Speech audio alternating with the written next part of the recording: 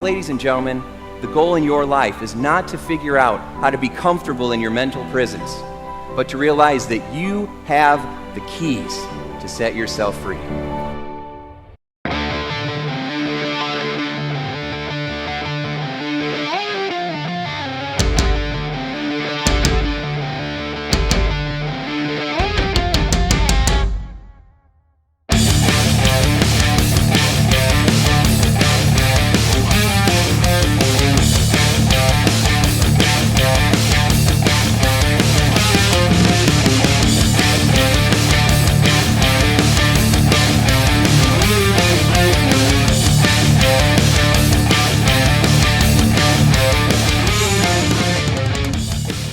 Everybody, welcome to How to Be Mesmerizing. It's Tim Shurr, and today, we got a legend. Dr. Denis Waitley is with us. Welcome to the program, Dennis. Thank you very much, Tim. You know, it's great to be with you. I've been away from the monitor and the screen. I was traveling mostly for the last 20 years, all throughout China and Asia, and now I'm doing virtual me. And it's good to be, self-isolated. I don't mind it because I'm up in a ranch. So it's great to be on your program, Tim. Really enjoy sharing with you and very honored and privileged to be on your show. Well, the honor is certainly all mine. I will tell you that, it's nice not having to get on an airplane, and travel. You've done so much great service for our world and for so many people. I know I grew up listening to your programs and studying your strategies and your tools for how to be a winner, right? And how to really excel and live your best life. And, so I just want to first off, thank you for a lifetime of contribution and making this world a better place than it was when you got here. Well, thank you. And it's amazing that you were listening in grammar school, junior high, and high school. That's right. I started really young. I know. You were really a kid. That's right. So, well, let me ask you this, okay? With all the experiences that you've had and all the things that you've gone through in your life, if someone said, Dennis, what is the secret to success? What would you say? I would say that it is to be an optimist no matter what. I would say that you have to believe in something much greater than yourself to give you a purpose in life. So always be a servant leader, meaning that your belief system should be so strong that in the goodness of the universe and the opportunity that you believe you're as good as the best, but no better than the rest. So one of the most important things for me is that self-esteem has nothing to do with ego or loving yourself in such a way that you place yourself better than anyone. It is having value, core value inside that you want to share with people. And that value in your potential is one of the most important things, because unless you expect to be able to provide something of value to people, you won't put in the time, the effort, and the study to do it. And the other thing that is really strong for me right now, especially, is taking individual personal responsibility for the outcomes. I've been talking to a lot of religious and spiritual leaders, and I know that everyone has a different view of the responsibility that we have for the outcome in our life. And a lot of people give that over, and rightly so, for them to their creator. My take on it is that God has given me the ability to choose to lead a good or a bad life, depending on the role models, the mentoring, what I watch, who I hang around, what I want to choose to be. And I've chosen to be part of the solution instead of the problem. So I believe in being a role model for others rather than being a critic. And the world is full of critics, and we need more role models. But I would say that the secret would be taking personal responsibility for your outcome by looking in the mirror and say, hey, after all, I chose. It's me. So those things, optimism, the big belief picture, and also putting in the effort. Discipline doesn't mean punishment. Everyone thinks it does, but discipline comes from the word disciple.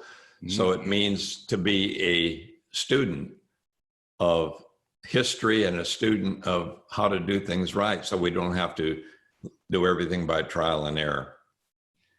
Wow. There's so much wisdom there, Dennis, so much. And I think that the core of this is believing in ourselves. And people feel weird or feel guilty or get uncomfortable when we talk about loving ourselves and taking care of ourselves because of these ideas that loving yourself or tooting your own horn or feeling proud of yourself makes you an egomaniac, right? Or somehow makes you a sinner, right? When really loving yourself and taking care of yourself allows you to, I think it increases your faith in God, and it increases your ability to follow through and do the work and strive to be the best that you can be with whatever it is that you're doing. And then when you feel that good, kind love, then you want to share that with others. I don't see the benefit of making ourselves feel bad. No, well, I don't either. And many people have a different take on that. But if you stop to think about it, you have value inside. If you don't have value inside, then what happens is you need people, you're dependent upon them, you're desperate for their opinions, their attention. So unless you have love internalized, you have nothing to give. How could you give away an emotion that you don't already feel? So love must be inside before it can be shared. And when you share it, you lose nothing because you still have the value, you still have the love, and yet you've given more in value than you expect to receive in payment. So I feel just the opposite. I feel if you're going to be deeply spiritual and religious about life, then you want that love totally internalized so that you can give it to everyone you meet. And that's why I think it's so important to believe in your potential, to believe in your dream when that's all you have to hang on to. Yeah. Because if you base your life on externals, you're going to be always either happy or sad. But if you're dependent on the outside, it doesn't work that way, because tomorrow you're going to be surprised again by something that is thrown at you. So I try to live inside out rather than outside in. Oh, I like that. Woo, I like that a lot. Yeah, that really is the key. And it's the message that all the wisest people I know are sharing and have been sharing for a long time. But it just seems like it's more prevalent now, or more important for people to hear this now than ever before. You know, with so many people on unemployment and so many people who have lost family members due to the coronavirus, so many, suicide rate has gone up, you know, like 32%. I mean, we really need to learn how to love ourselves. And on the flip side, a lot of successful people that I know have also said that in spite of the challenges that have been happening with coronavirus, that the time with family, the ability to slow down, the ability to have time to take care of yourself, that's been created by social isolating or not having to go to the office, has also been a blessing. You know, it's the rainbow that comes out on the other side of the coronavirus. Well, that's true. And now people have asked me a lot, and different than the ones you've been interviewing, I would be called almost last man standing. So I did the eulogy for Wayne Dyer, Zig Ziglar, Robert Schuller, Stephen Covey, and Jim Rohn. So all of my peers in my age group are gone. And Bob Proctor would be the closest to my generation, but the other ones that you're interviewing are the next generation. So my friend, you know, Brian and Mark Victor Hansen and Les Brown are younger. In fact, what's really funny is I was in the audience sitting in the front row, and John Maxwell came out on the stage and he said, "Hi, my name is John." And he said, "Oh, Dennis, there you are. Gosh, you're my mentor." And so we go backstage and I said, "John, don't say that." And he said, "Then why?" I said, "Because you're nearly 70 years old. And if I'm your mentor and you're nearly 70, I'd have to be like, you know, Methuselah." And I was in China not very long ago. Actually, I was speaking in Wuhan, I was speaking in Shanghai and Beijing, 50 cities. They have 90 cities with over 1 million people in them. We have 9. Wow. So they have 90, we have 9. And so what's really interesting, I was speaking about Confucius. Confucius say, water conquer rock. Water fluid, water wins, rock hard, brittle. This young high school student came up and he said, wow, you went to school with Confucius? I said, no, he's 1,800 years old. I'm only 800 years old. And he said, oh, I just thought, I said, no, we weren't classmates, but I said, I was studying him. So something else about what you're saying. So people say, okay, Dennis, you're an octogenarian. You're getting way up there. And you've been through, recently a surgeon made a mistake on an elective surgery. So I had an elective surgery so I can live to be 100. So my mother and grandmother have had a heart valve problem. So I got a new heart valve. He made a mistake, cut my femoral artery, nearly bled out on the operating table, nearly died 3 more times, and then took 1.5 years to get back. So here I am, people are saying, oh my gosh, you're late 80s, you have a lung issue, you got a heart issue. What about the respirator, all the things that are going to happen, aren't you? I said, I bring my A game now. Wait a minute. When things are going worst, I'm at my best, because when things are going well, you coast. We tend to be complacent and happy and fulfilled, and I am. But when things get tough, really tough, that's when I get my confidence. That's when I get focused. That's when fear becomes a sentinel. It doesn't become a panic button. It's not an alarm to me. The sentinel comes on and said, Dennis, time for you to get focused, get set, look for solutions, look for things that'll benefit. Bring your A game to the table when things are at their worst. And sure enough, we're self-isolated. So my grandchildren and great-grandchildren say, oh, Papa, sorry, we don't want to touch you. I said, don't worry about it. Don't worry about it. Let me ask you this. Are you doing this? Are you doing that? And doing a little of this, and make sure you do this. And we all, when things are like this, we're at our best. And I wrote my best work at my worst time. So I was doing poorly, and I wrote The Psychology of Winning for me. I didn't write it so people would follow the leader. I wrote The Psychology of Winning for a person who was losing. Why would I write about winning when I'm losing? Because I wanted to win. Yeah. I wasn't winning. I needed to remember what other people who win do. So I wrote it for me. And Nightingale Conant just happened to mail so many things out and happened to hit at a certain time. I got very lucky in timing, laboring under correct knowledge. And you happened, if you're always looking for opportunity, it appears. If you're always looking for a bad day or a problem, it appears. Isn't it amazing? Whatever you're expecting and focused on will come into your view, because we are all wearing a virtual reality headset. And people are waiting for the beautiful program that will take them to a faraway land when they put the headset on. But remember, when the headset is on, oh my gosh, you say, oh my gosh, I'm nearly falling. That's going so fast. Ooh, this is so real. You take it off, and now it's here. You don't have to wear the headset.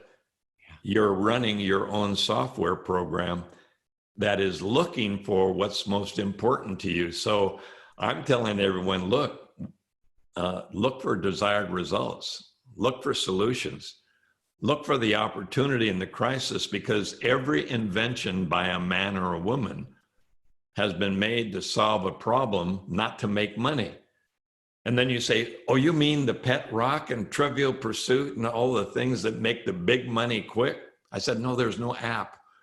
There's no app for success. I know you want one. I know you want a 10-step program on how to get rich without doing anything, with the multi-millionaire mindset that I have for you for $2,500.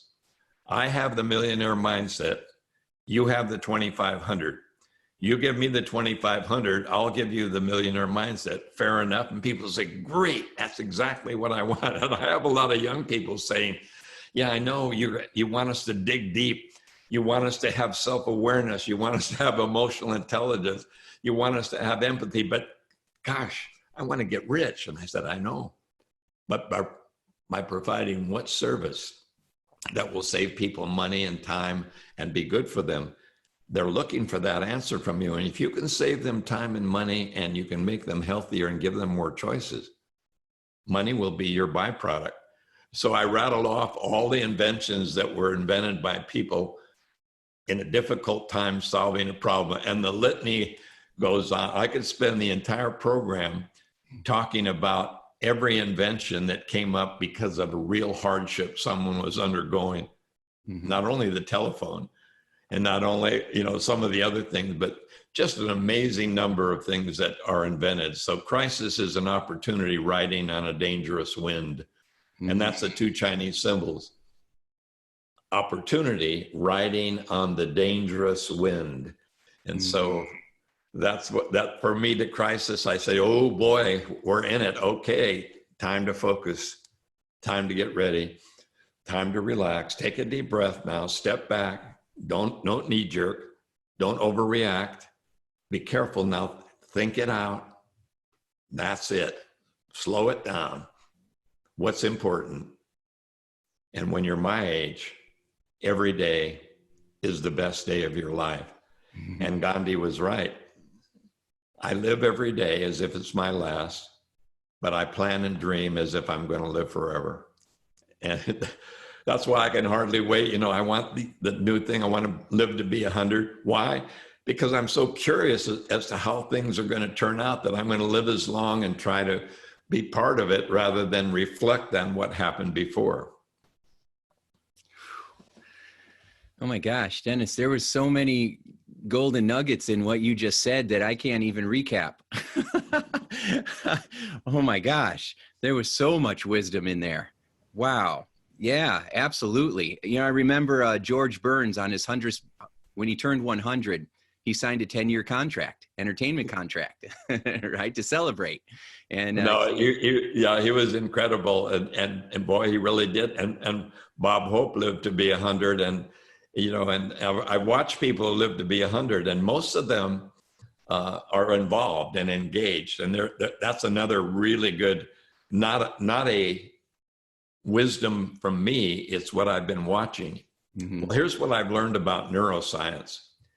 When you're my age, they tell you to be careful when you walk. So when you're in your late 80s, you look down, you're more careful. They tell you that 1 out of 3 people fall. So you're very careful and you begin to hunch over, and then of course your back and you look smaller. So, but if your brain is taught by you at my age, believe it or not, I've learned that if I walk up straight and if I look straight ahead rather than down, I get my inner ear retrained to keep my balance. But if I reach for the handrail and look down, mm-hmm. then I'm dependent on looking down and depending on holding on. I'm very careful. I understand, I use a handrail when I'm going down steep inclines, mm-hmm. but I've learned that I can retrain my brain at my age to be on the lookout for things that will keep me younger. And I also have been taught that if you were a pretty good golfer and you retired and you said, oh boy, now I'm just going to do nothing in my golden years and play golf every day. Mm-hmm. Won't work. It'll work for a while, then you get bored. But that's not what you get. You get atrophy, because the brain is one of the most amazing parts of your body. If you don't use it, you lose it too. It's called neural apathy. And it's also cool. So if you don't use your brain, so my advice to anyone that's thinking of retiring, use the word re-inspire, retry. Or someone on a Zoom said, oh, Dennis, you're not tired or retired, you're retread. I said, you mean I'm putting a retread on the old tire? I said, that's good. I'm retreading rather than retiring, but I'm re-inspiring, because unless you do something challenging, and the coral will teach you that. The coral on the barrier reef only lives on the windward side. It's dead in the lagoon. So instead of wanting a utopian lagoon in which you're no longer challenged, you want the ocean and the windward side of the reef to challenge the coral to stay alive. So for humans, it means that you must use your brain to get out of your comfort zone to learn something new. Then your brain goes to work and it creates new neurons, new neural pathways. And even though sometimes I put my car keys in the refrigerator, maybe somebody else did it, it wasn't me. And what was my dog's name? I knew it. There it is. I got it. See, I'm not losing my memory, but when I read, when I listen, when I Zoom with you, when I learn with somebody younger, my brain starts rewiring and it creates a new neural pathway. And suddenly I have a freeway that was a cul-de-sac. Mm-hmm. And instead of it having big rocks and surface streets and red lights saying stop, I'm getting some new pathways even at my age, which says, hey, wait a minute. This is a lot more creative and important. And wow, my creator did a better job than I gave them credit for, right? So yeah, that's another thing I wanted to say, that no matter what age you are in your career, there's as much opportunity that you can have today, no matter what your age or anything else about you. So we're not stuck in this, shall we say, condition that we're in. We have an ability to use it. Amen. That was beautiful. Absolutely beautiful. Yeah, I have a friend, Marie. She was a retired librarian, and she wanted to write a book based on her life experiences because her husband had passed and she was retired, didn't know what to do. So she ended up going on these adventure trips, and it ended up taking her around the world. And she rode camels in Egypt, and she did zip lining, in Australia, and swam with turtles in the Galapagos Islands. And it was just truly amazing. And she wrote a book, and it was called Old Librarians Don't Die. They Jump Out of Airplanes.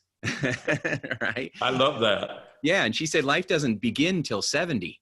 And she says people will come up to her and say, aren't you afraid you're going to fall and hurt yourself? And she said, I'd rather fall off a mountain than in my bathtub. Well, I'll have to read that kind of book, because that really resonates with me. My cousin Jack in England, he's my grandmother's brother's son. He died last week at 108. But at 108, he was ziplining and roller coastering. And wow. I criticized him. He got a tattoo.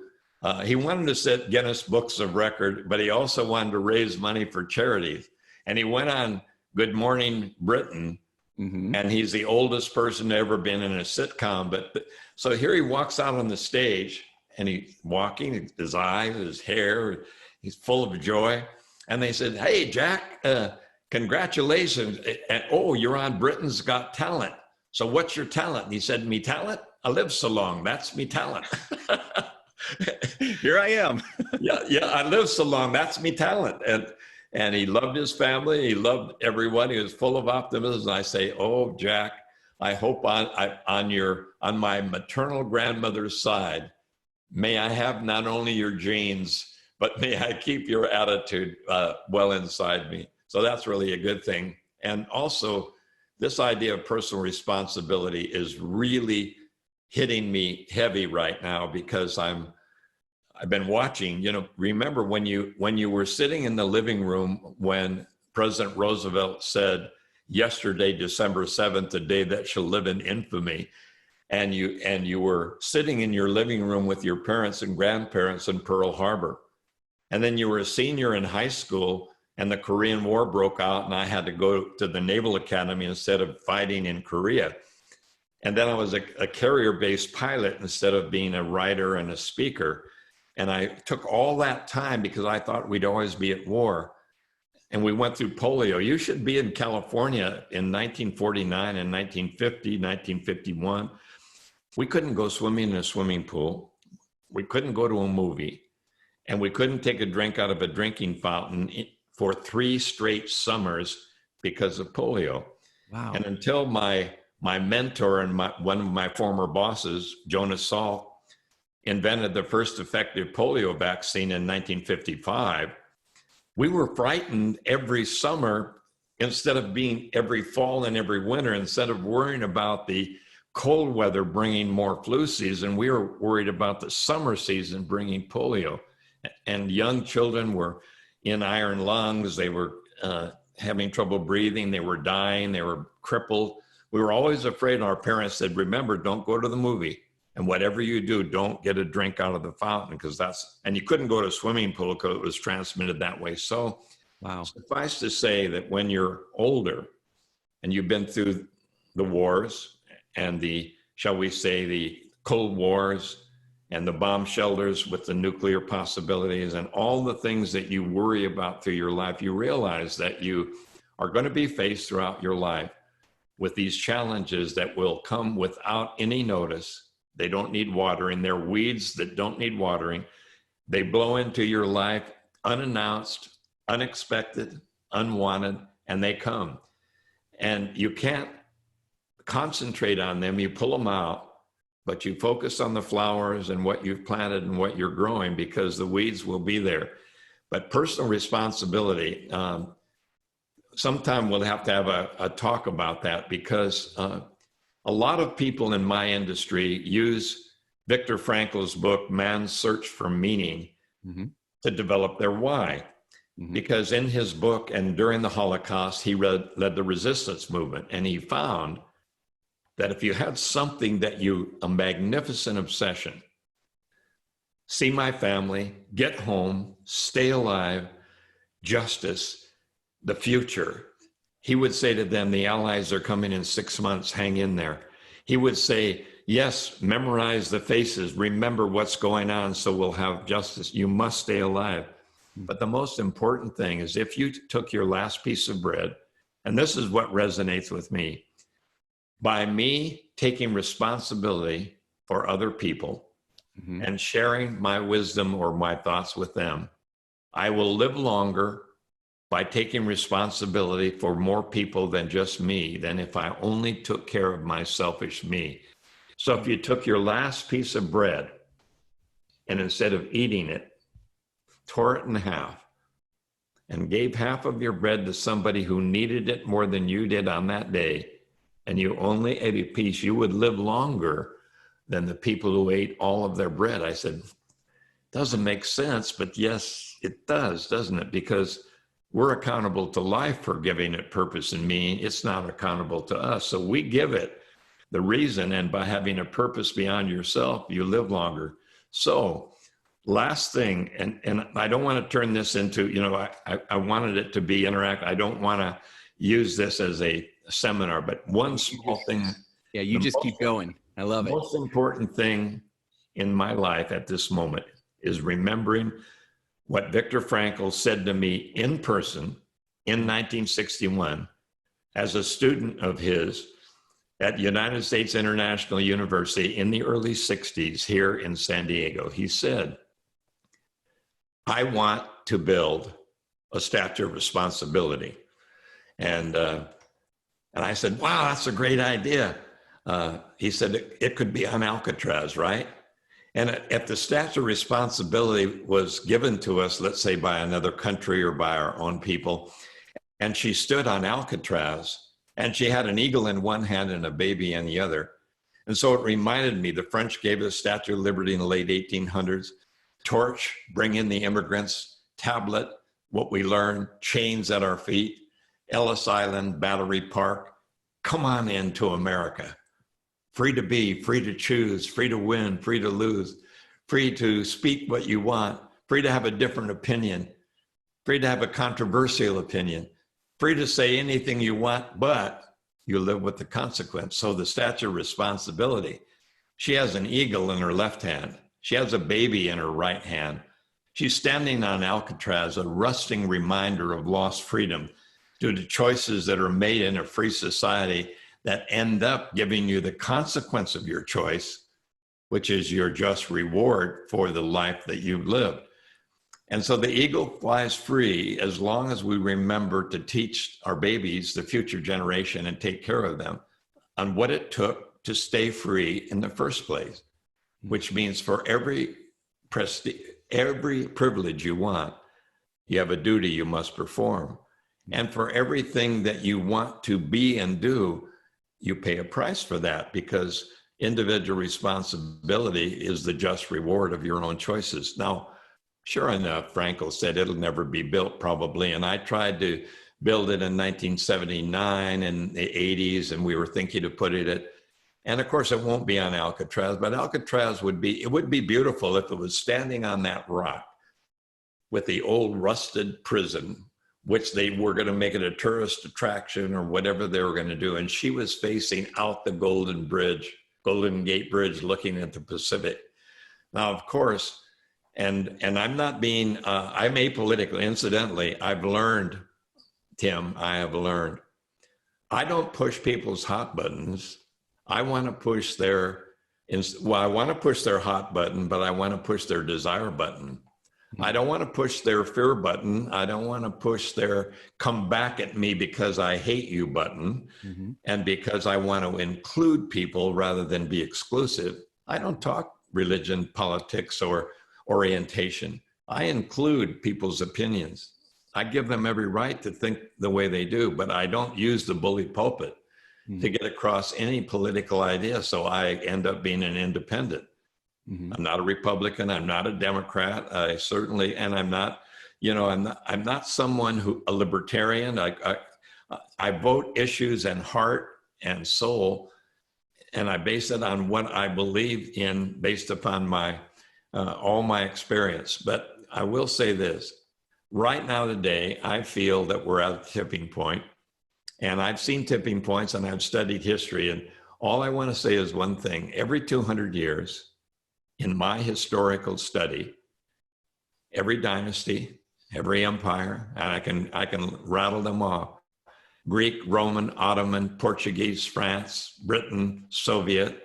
Every society has gone through a situation where at some point more people were depending on somebody else for their future than on themselves. And when that point is reached, when more people want people to give them something rather than empowerment. So if entitlement becomes more important than empowerment, and somebody else is the one that gives you what you need, then you have a real problem carrying through this idea of freedom of choice. And you end up all the way flipped to the other side, being dependent again, as you were many years ago when you first decided that you wanted to be free to choose. You go full circle about every 200 years. And I'm so optimistic that I'm hoping that the people that watch you, that listen to you, that listen to your mesmerizing information, the way that you're teaching it, showing it, that a light goes on for them and they say, if that has happened, and if you studied history and you knew that it did, rather than no society ever surviving its own success because of that, maybe this could be the first time in history when we decided that it was more important to take personal responsibility individually for our family, for our marriage, for our life, for our health, for our financial security, because never again will anyone be able to go to work with somebody else committing and promising them the good life. You have to look in the mirror and say, I get it. I know now that I need to be interdependent, but an independent choice maker on what's best for me and my family. Wow. Oh, wow.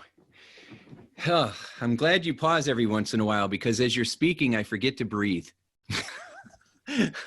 I'm just trying to soak in every single word that you're saying. Woo, because that is powerful stuff. I mean, I've never really thought of it in that way. How you're combining personal responsibility with history and learning from our past, and learning not just from our American past, the last couple of 100 years, but learning from, the history of different societies all the way back, to Rome and Egypt, and how companies collapse from the inside out. right? And I've studied the Greek Empire and the Roman Empire and the Ottoman Empire and the Soviet Union and the British Empire. And I've looked at the Chinese dynasties, and it just the same thing keeps happening. You go from this spiritual awakening that makes you want to be better, and you put all the effort and courage into it, and you create abundance. And when you get the abundance, you begin to say, okay, we're here. And you get complacent. And when you're complacent, it turns to apathy. And apathy turns to letting someone else make decisions for you. And lo and behold, the next thing that happens is somebody gets in control, and you're unable to be able to have a different view. But again, for me, it's not political. And so I'm trying not to I watch the news only for need to know for my health and the health of my family and for what we need to do next for a solution. But I don't hang on and knee jerk and get into hysteria, because as we started the program out, I need to be at my best right now. Right. That's why I'm telling everyone, bring your A game. If you're with your children, this is a good time to say the urgent is there, but the important is not urgent. The important oft times is put off. So there's another thing people should put on their calendar. It's called a red IRS meeting. Oh boy, when you put a red IRS meeting in your calendar, everyone says, well, of course. I mean, what is that, an IRS meeting? You say yes. They say, oh my gosh, of course. No wonder you're not working overtime. No wonder you're not doing that. Oh, intimate relations schedule. Oh my gosh, you have an intimate relations schedule. So if you were to put on your calendar things that were so important to your family that you oftentimes put off, and they had as much weight in your life as an IRS meeting, I'm telling you, I need to, we all need to do that. You know why? We're so engaged and involved in doing what we have to do that we put off what we want to do, and therefore we wait till we're my age. And it's just a little late to go skiing from a helicopter at my age, which is what I always wanted to do. Yes, whitewater rafting, but I have to be a little more careful when you're in your 80s. And my snowboarding isn't as good. I need to slalom ski down a bowl. So do it now. Do the back roads, climb a tree. Instead of reading magazines, climb a tree. Instead of watching pro athletes, play with your children and grandchildren. I mean, engage yourself rather than watching it. Live in prime time instead of watching in prime time.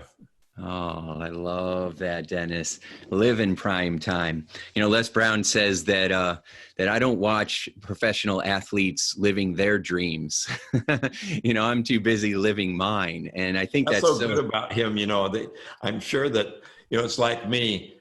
Obviously, some of the phrases and some of the quotes that Denis Waitley's 100 greatest quotes, they were said by somebody else in a different way at some point in history. So we always need to give credit to the origin of our own quotes. But I have a good one. I'm tired of watching other people making money, having fun in their professions, and need me to watch them in order to get their ratings and make even more money having fun doing what they love to do in their profession.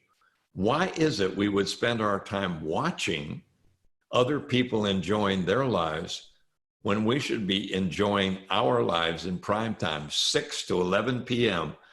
Now think about it. We're helping other people during the day. We're helping people reach their goals. We're a CEO of a little service company servicing other service companies out there, and we don't have much time for us. We have time for them and our children and our families and our responsibilities and our income and what we need to do to push up through the noise.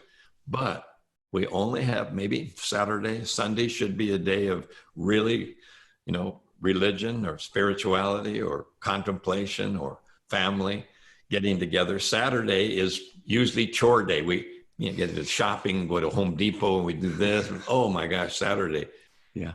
We need to step back from that, because every book I've written has been at night or on a weekend. I can't write during the day. I need to put bread on the table. So don't wait. Write your book. Even if it's an ebook, write it. Don't put it on layaway.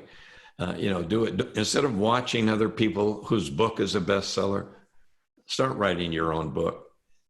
70 pages, 80, just write it. It's not going to be a Picasso. Don't worry. You're painting a barn, not a portrait. And you've got another book inside you, not just one. So don't be a perfectionist. Perfectionists procrastinate, tell everything's just right. And it'll never be just right. So just do it, get it all over you, make the mistakes, correct the mistakes, but don't wait. Because listen to somebody who can't wait anymore. No more green bananas for Dennis. Dennis buys ripe bananas. Well, you got to eat them while they're ripe, right, Dennis? That's funny. Wow. Again, just one after another of really powerful, important life lessons that people need to hear right now. I've been studying beliefs, right? Unconscious beliefs. I've created my whole career, around 30 years of just studying unconscious beliefs and helping people shift. And I think that it's our beliefs that keep us from applying the wisdom that you're sharing. We either have not been taught how to think like an entrepreneur, or we don't feel like we're good enough to be able to actually do these things, or we don't know how. And people call them success secrets that we have out there, but they're really not secrets. I mean, someone could go to a library or get online and get one of your programs right now and have access to all this wisdom that you're sharing. But they don't, because, our country isn't really big on emotional intelligence training. But I think that we're turning. We're at a point in our society that people are realizing, and it validates everything that you're saying. People are finally realizing that I have to take personal responsibility for my life. I can't wait for somebody else to change it, because I'll be waiting forever. And it's time for me to take a stand for me. And that means knowing that I'm enough, that I deserve love, that I deserve happiness, that I don't have to wait for someone else to give me permission to be good or to feel like I'm enough. I can give that to myself. And and when you do that, it allows you to feel peaceful inside, so you can be others focused, so that you can focus not just on your survival, on surviving, but really thriving. And so that's that. I'm just so excited that I can't wait to share everything that you're sharing with me and get it out there, because it's the younger generation, I've got a 12-year-old and a 16-year-old, and I really feel like they're going to do some amazing things in the world, their generation, because they've been taught that you can accomplish amazing things, and that you should take care of one another, and that it's important that we, I love the phrase for the coronavirus, we're in this together. We're going to do this together. We're going to take care of each other together. And I hope that we continue to make that stick. Because like you said, eventually we'll find vaccines, it'll pass. But we don't want people to get too comfortable, because then they get complacent. And like you said, when you're challenged, the harder the wind blows, the stronger the tree roots become, right? And so I just love everything that you've been talking about. So you've had all kinds of amazing adventures and experiences in your life. Just traveling to China and speaking to all those people is extraordinary enough. So if you had to pick one particular adventure that you've been on that you would say was in your top 5, what's one of the coolest things you've ever experienced? Well, the number one would be, and people always ask me, so how are you helping the less fortunate?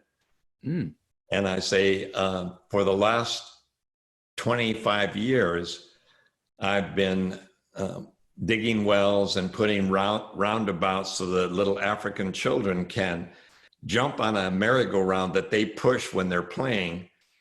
And I build a well, they pump water up into a cistern, and it makes them drink. And here's what's so exciting. I was riding in a Range Rover, and I was throwing out bottled water to these children who were dying of thirst. And so every week a child was dying because they didn't have any potable water. Yeah. And the driver said, don't do that, they'll die anyway. So that brings you back to the star thrower, where the star thrower was throwing starfish back out, and they said, don't do that. And you say, well, this one will live because it's going to go out on the outgoing tide. So you're saving one starfish. And I said, well, yeah, I know, but the child I just threw the bottom water, if he lives for another week, and the water I gave, because I said I gave 3 bottles. They said, oh my gosh, 3 bottles. I mean, so I gave 3 bottles, and I said, wait a minute, that's only a token, isn't it? So the number one trip that I've taken all my children, grandchildren every year is a safari pilgrimage to the middle of Africa. So now I not only see the circle of life and how it all works and how all the animals work together, but I'm working with some of the tribes there that if they don't grow food, and they don't like to grow food because they're the Maasai, and so they're used to wandering and traveling on God's earth, that people came over and put fences around and said it was theirs.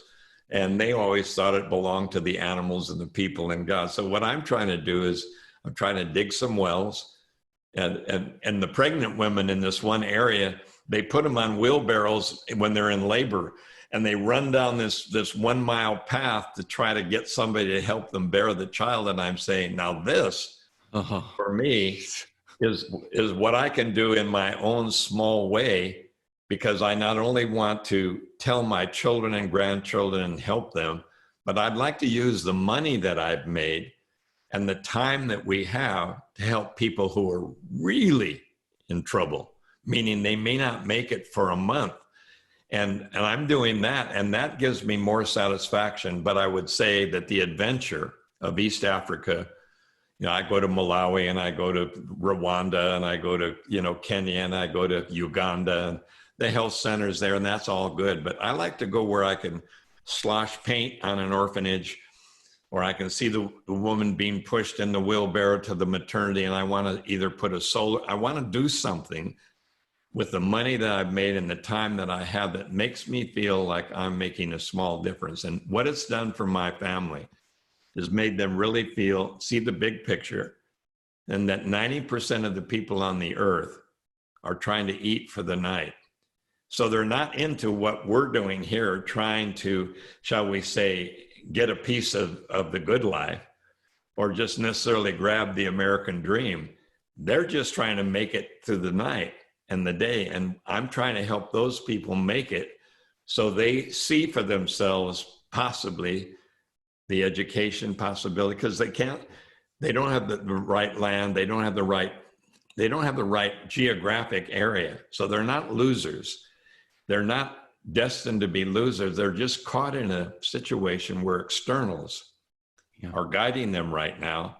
If I can help them with the externals, maybe the internals that you and I are trying to teach, of digging deep inside, of having that opportunity to be educated, that makes it a difference. So I would say that a safari of life without killing animals and without photographing animals, without taking selfies of me with the animals, but turning my camera out rather than inward so that I can take the picture of life and be part of that, is more important to me than a selfie. And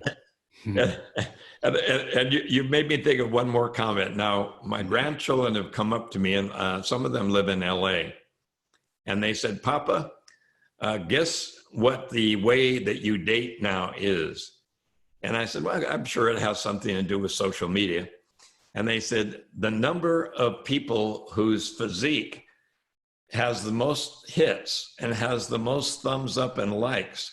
So they base their availability and their self-esteem on the number of followers they have on their smartphone. And be very careful with that, because technology is the enemy of intimacy.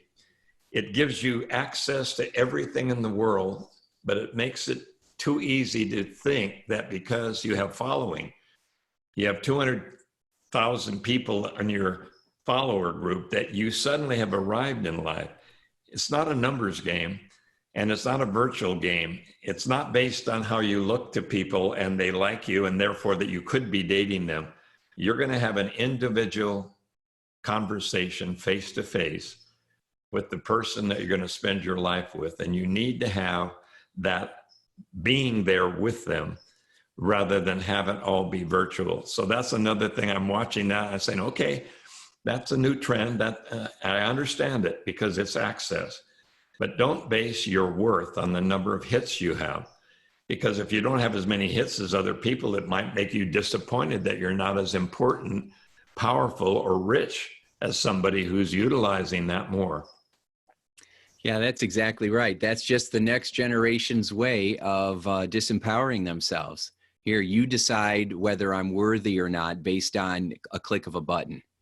Right? That's better. That's really well said, Tim. And I hope you keep on that but I marvel at it. So what I'm not a older critic of technology. Let's face it, being able to have the libraries of the world in front of you. Oh my, what incredible opportunity to be educated and not have somebody else brainwash you, because then you can have access to this and you yourself can get firsthand, secondhand, and you can find out what the source is.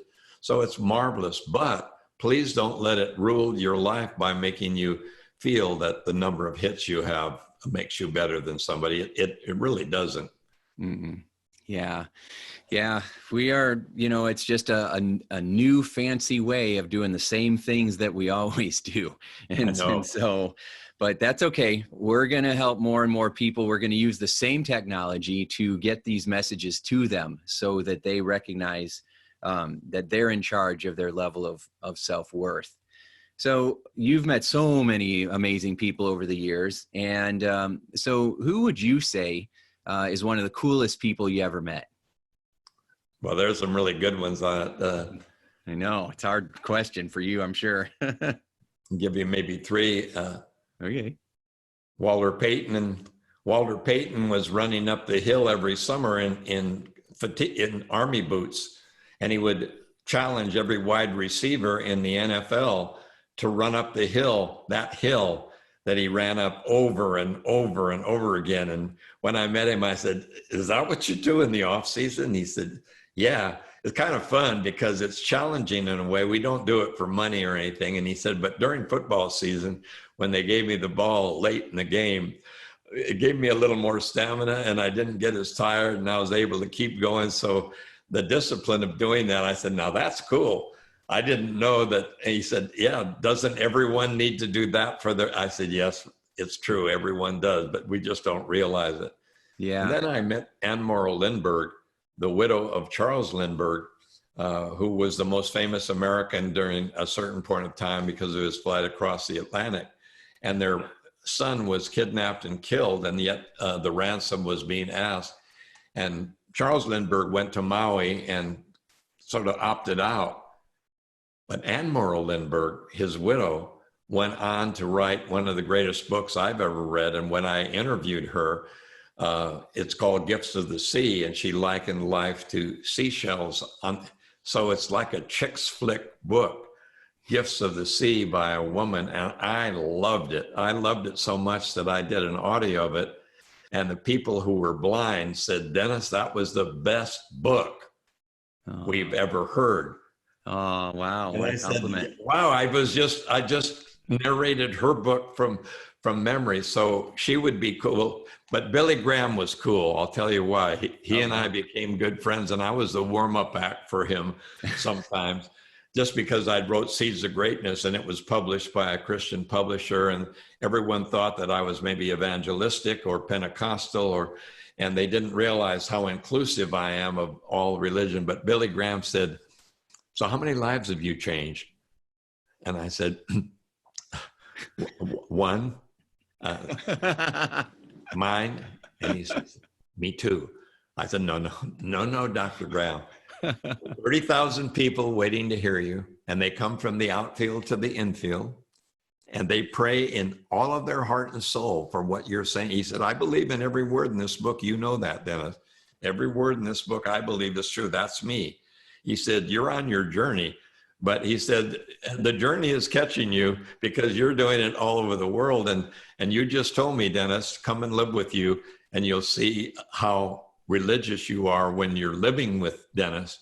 as opposed to what Dennis says. And I said, but Dr. Graham, you actually change lives. He said, no, I don't. I'm an awareness mechanism.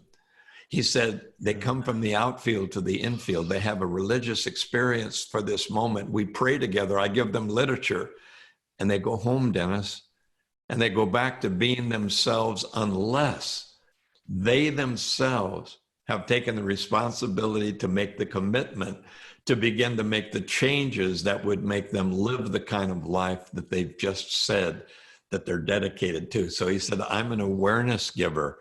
I plant seeds like you do. Some of them take, most of them don't.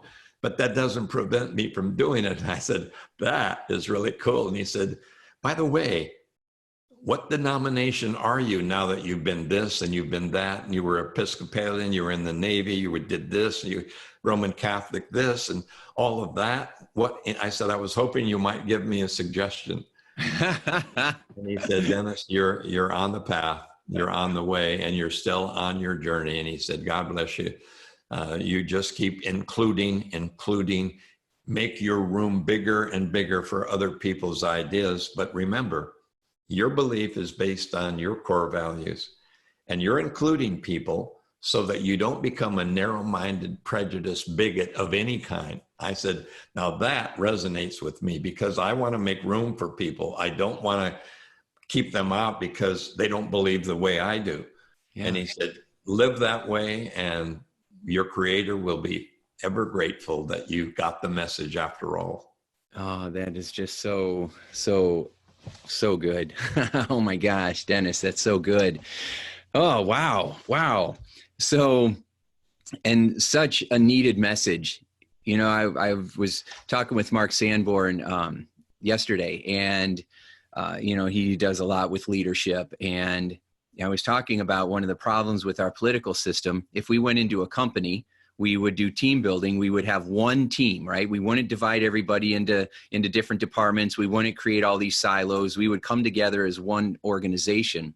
And the problem with a lot of our politics or even religion is that we silo ourselves, Democrat or Republican, right? As opposed to being inclusive, we're Americans and bigger than that, citizens of Earth.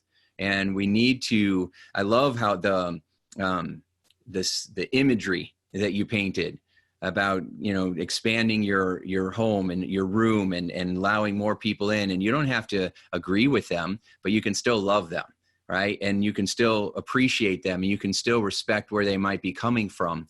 And in doing that, they'll be more open to what you have to say as well. Where most people, that's, you know, they're not seeking to understand and then be understood. They're just becoming trial lawyers and trying to prove why they're right. And it shuts down communication. It really does, Tim, you know, and you really do capsulize it extremely well. And so it makes me really proud that the little boy that used to listen to Earl Nightingale and, you know, the other things who grow up to be who you are, really gives me courage that there are enough voices in order for the voices to be heard so the changes can be made. And that's why I will always look for the solution.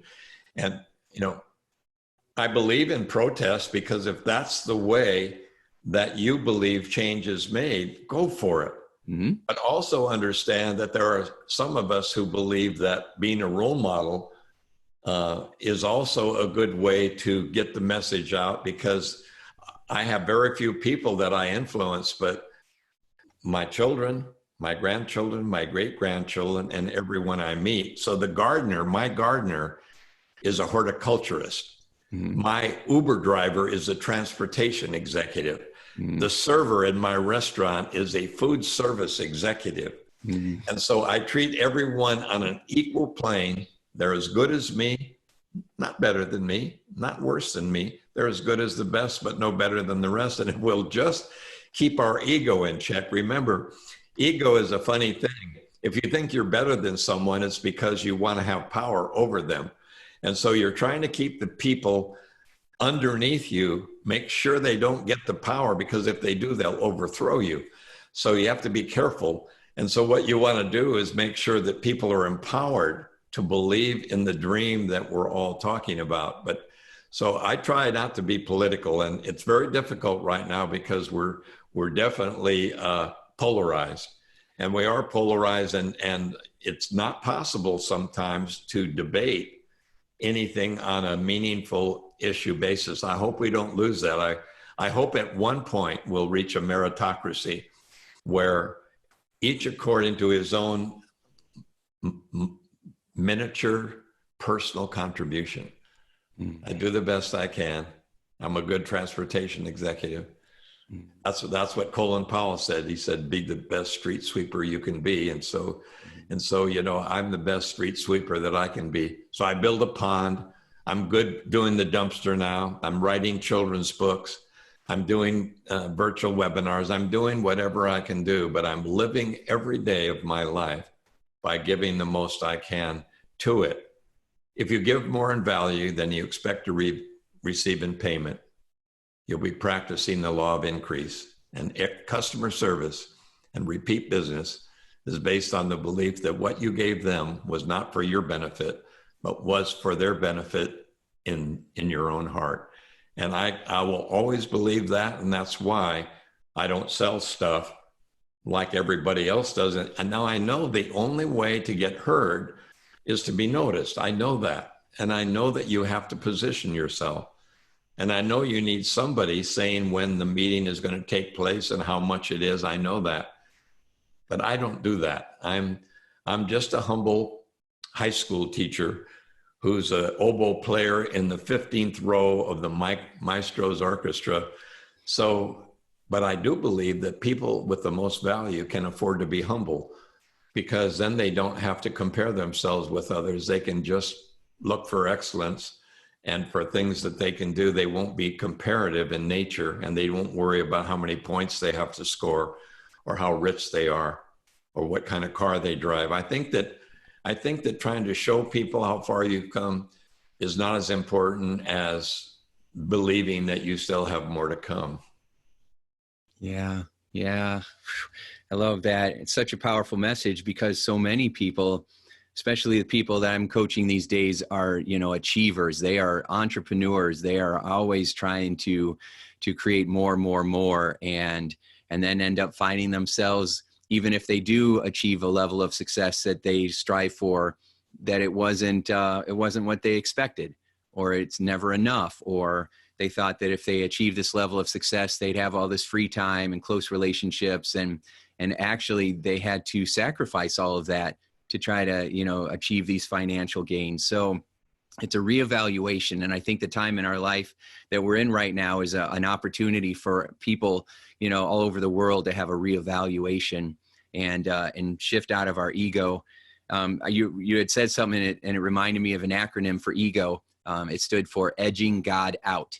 Oh, I like that. And I promise I will give you credit for that, because the word tip means to ensure performance. So think about it. Would you just tip after a meal, even if you got just regular service? Yeah, we tip 15 to 17.5%. Nowadays, Americans tip about 20%. We're the best tippers in the world, except that tip isn't meant to be that way. You're supposed to tip people on how they should bet on themselves and what they should expect, what kind of stock to buy, what kind of horse is fast, what kind of this. So you tip people, which means to ensure performance. And the higher the expectation you have, the higher the compliment that you pay, the more that you give them the autonomy, the more that they will increase their performance. And so don't waste too much time with recognition after they do things. Be generous with your expectation and with hoping that, and you know, give them, as you're walking around, the encouragement, because that tip will be as important as the one you give them in recognition after. I love that. To ensure performance. That's great. Yeah, I like to tip people before the meal. I'm like, you know, because they'll live up or down to your expectations. No, right? they will. So, I did that, but unfortunately the shift changed, and then the next. Could I have that tip now, please? It was meant. I said, but if you give us legendary service, like I know you will, and I expected that. So here's your tip, because I know what a great experience I'm going to have. That's right. Yeah. Anyway, Tim, I could go on with you, but I could listen too. So I could use these two big ears instead of this one mouth, because I need to always remember, when you talk, you learn nothing. When you listen and ask questions, you learn everything. And the more you learn and the more you're open and the less you talk, the more wise you become. And I'm learning that method rather than my preaching, lecturing self. I'm learning to say, but let me ask you this. What's your opinion? And I shut up. It's really hard because I want to wait for them to stop talking so that I can begin to make my point again. But I'm learning to say, well, wait a minute now. I didn't know. So you're saying edging God out, ego. I like that. Because, gosh, I knew that there was a reason why people's ego not only edges God out, but it also cuts everyone's down to a smaller size. So if you treat people less than yourself, you'll build a company of mental dwarves. And when I say dwarf, I mean just mentally. I don't mean physically. Right. But if you treat people and elevate them so that you're hiring and developing people with skills greater than you, you'll build a company of giants. And so that's the way you and I need to work. And like I say, I could be with you on this program forever, but I want to tell you how much I appreciate sharing with you. And I'm glad you got a few words in edgewise anyway. Oh, I loved it. I already know what I would say. I wanted to hear what you had to say. And I loved it so much. Dennis, this has been extraordinary. So, oh my goodness. So you have, of course you have some extraordinary programs. One of my favorite, of course, is The Psychology of Winning. And then you have your book, The Winning for Life. And then you also said that you have this new program that you released for free called Triumph Over Turbulence. And everybody can find that at Denis with one N, DENIS Waitley.com. And, right. And they'll be surprised. So they'll scroll down, keeping looking for the pitch. And the pitch is never there. So if they just click on learn more, they go right to the Winning for Life community where it's free. And they'll say, there's got to be a catch in here somewhere. And there isn't, because unless I interact with people in social media, whether it's on Facebook or LinkedIn, unless I give them value and share with them and find out what they want, then I'm trying to sell them something in a funnel that is getting them from a free to a low funnel, and then a mid funnel, and then the big funnel, which is the big pitch at the end. And it's called escalating commitments based on minimum initial commitment. And that's what everyone's doing today. And I understand it because it's a marketing way of doing business. But then there's the old guard like me. Social media, yes. Getting more people involved, yes. But I want to at least find out what they want and get to know them a lot better and ask them a lot of questions before I start saying, here's your answer. So that masterclass is free and there's no buy-in afterwards. So I hope people will take advantage of it, because some of the best things that I think I've been able to put across. And I really believe in the fact that the age that I am gives me what advantages. I've pretty much seen it all. And I've heard it all, and I've watched it all. And yet all that makes me is more optimistic that people like you, Tim, and my peers have that voice. May seem like a drop in the ocean, but remember, the rings go out, and we have no idea. We have no idea the impact that we have on other people. Ladies and gentlemen, Dr. Denis Waitley. Denis, thank you so much. It's been a true honor and pleasure. I've just loved every minute of it. Thanks for being on the show today. And thanks for being so generous with your time and your questions and listeners. And I just wish you only the best, and keep doing it. But you make my heart full, because it does give me courage. So instead of being a cynic saying, the next generation, they're going to be socialists. We're going to have a socialist neo-Marxist world and neo-Marxist nation, and I'm not going to stand for it. I'm saying, okay, we knee jerk, we get hysterical, we overdo it, we overreact, and the virus is real. I'm concerned. I'm vulnerable. I know what to do, believe me. I do know that I don't want to put me on a ventilator because I don't want to have the overreaction of my immune system.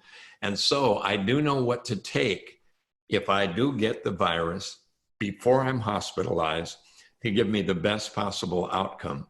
And yes, I'm using all the hygiene, and yes, I wear a mask, and I do what I'm doing, but I also am very cool and calm and bringing my A game to the table. This is the time when I have to be at my best, because remember, The Psychology of Winning was written by a loser who was trying to be a winner, and I was at a crossroads in my life. So that's very important to know, and I hope we communicate again, Tim. Yes. It's so exciting. When you say The Psychology of Winning was written by a loser who became one of the greatest winners of all time. It's just a powerful story. Well, thank you very much, and God bless everybody. Yes, thank you very much. All right, everybody, you heard it from the great, legendary Denis Waitley. Oh my gosh, right? So here's a couple of things you got to do. One, go to his website and check out his program, Triumph Over Turbulence, because if you loved the interview as much as I did, you're going to want to be a part of that and soak in as much knowledge and wisdom as possible. And then grab a couple of his books as well. And if you have never heard The Psychology of Winning, do yourself a favor and get that program and listen to it. Make sure you share this with your friends, because everybody needs the message that Denis shared with us these days. Apply what you've learned and make today mesmerizing. And we'll see you next time. Bye, everybody. Bye. Thanks, Tim. Bye. Have a great rest of the day and a great week. Hey, would you like more free tips on how to be a mesmerizing leader? Then check out mesmerizingleadership.com, and also hang out with me on Facebook, facebook.com/Tim Shurr. Thanks so much, and make your day a sure success. Hey, it's Tim Shurr. Would you like to learn my best secrets for how to be mesmerizing? Then head over to www.survivingtothriving.me. That's www.survivingtothriving.me. I'll see you there.